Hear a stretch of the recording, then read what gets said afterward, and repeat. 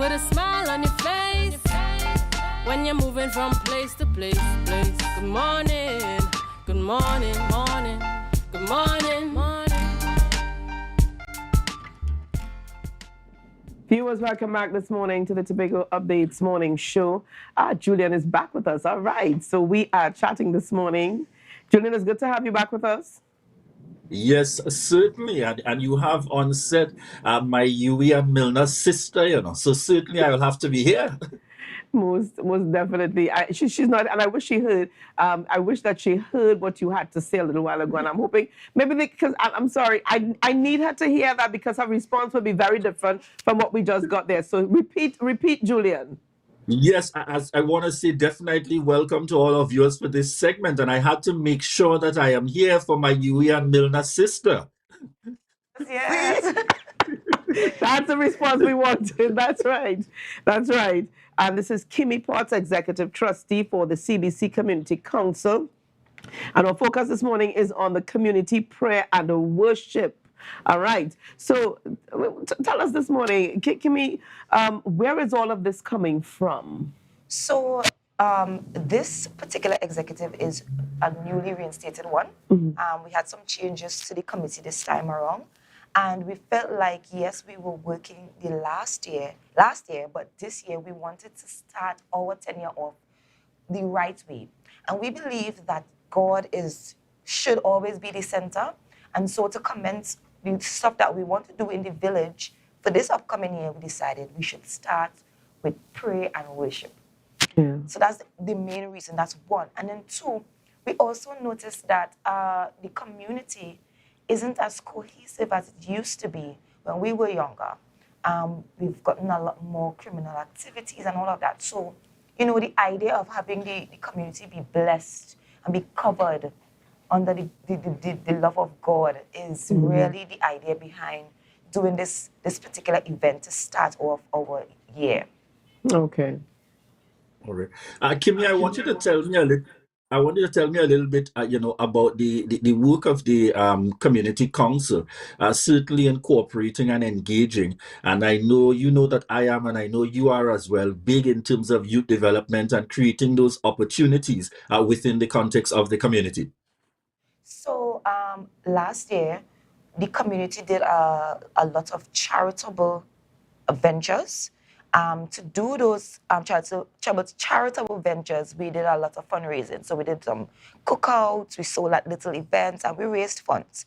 Outside of raising funds, we would have contacted persons in the community, businessmen, people who we believe are willing and able to contribute, and the responses were abundantly. It was beautiful. From those events and those donations, we were able to raise funds and give back to the communities in multiple ways. So we did a clothes drive. We did a back to school drive. We did a luncheon for our seniors. We wanted to honor them. We did a food drive. And I mean, to be fair to us, we only got into office in August of last year. And so between August to December, those are 4 of the things that we did during that time. Okay, so you guys have been working on the ground. We have been working. All right. Now, I want you to tell us here, in terms of this community prayer and worship, what can persons expect and when? Oh, my gosh. So one of the highlights of Canaan Bonaccord Crumpont is that we have 1,000,001 church. Go ahead. We have church of every single denomination. The spiritual Baptist, that's who I am. I'm a proud Baptist. We have Pentecostals, we have multiple Adventist churches, we have Anglican church, we have Moravian, we have a Methodist church, we even have Muslim. We have a Muslim center in our area as well. So, we had to capitalize on that. Yeah. And we decided to reach out to each and every minister that we know in the community, and we invited them to come to the event. So what persons can expect on that day is about 15 plus ministers, because we have 15 plus churches. And these are the persons who would have RSVP'd.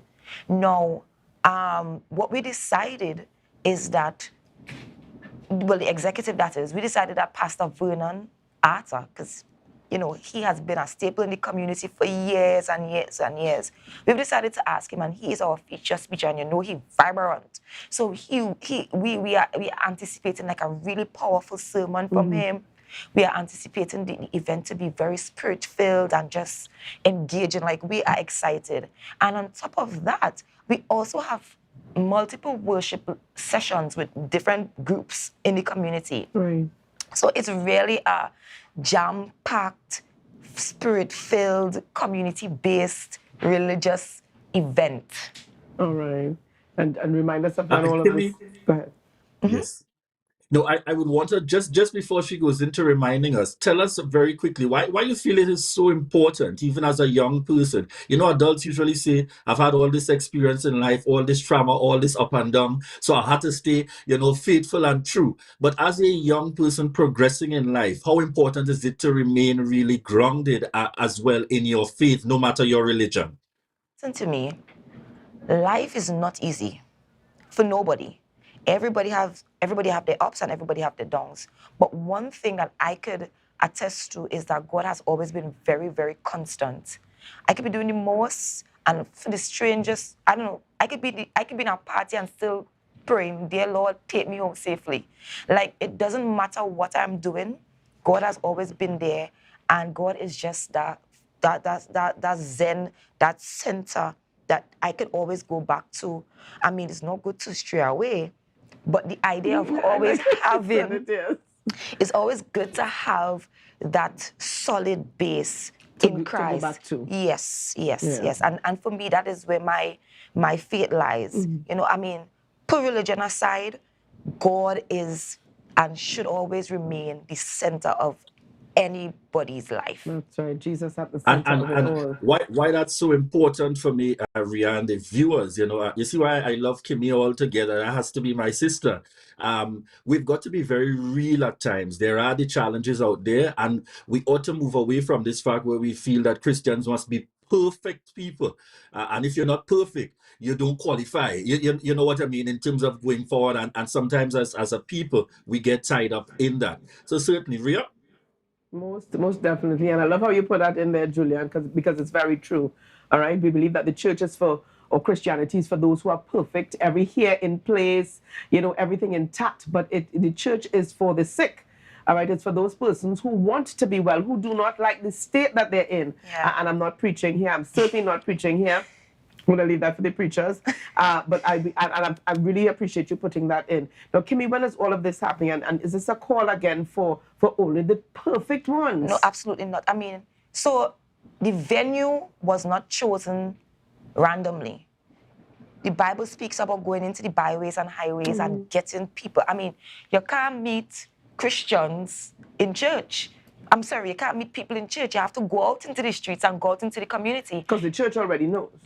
That's right. It. So we are trying to attract new people into the Christian life, into spirit-filled life.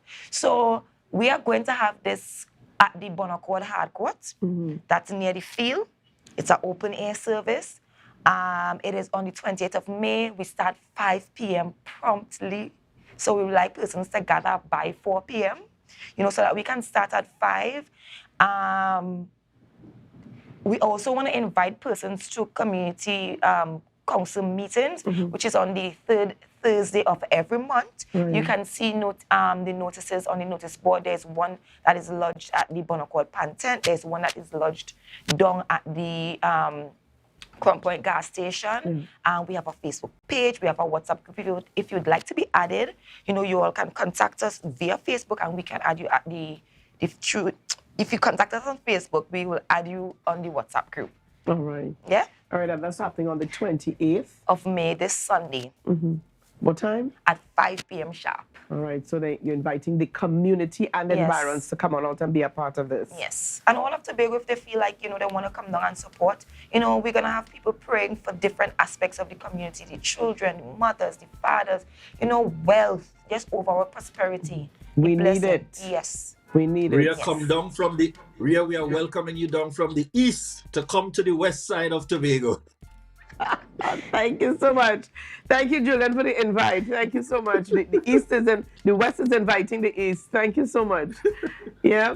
Thank you again, Kimmie Potts, for being on the program with us this morning. Thank you for having me, and I hope everyone do come out and have a spirit-filled Sunday with us. All right.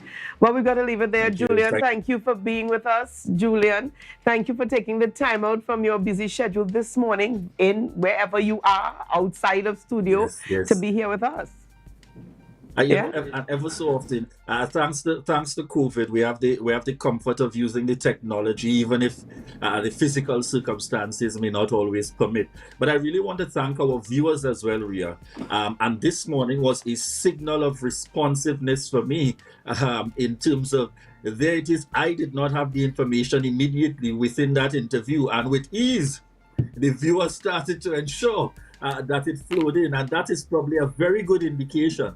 And we want to say thank you to you, the viewers. You assist us each and every day as we continue to to move forward here with Tobago Updates, and therefore we want to say thank you for certainly continuing to choose the Tobago Updates morning show. Andrea, we want to also announce coming up at 10 a.m. I don't know if the photo is available.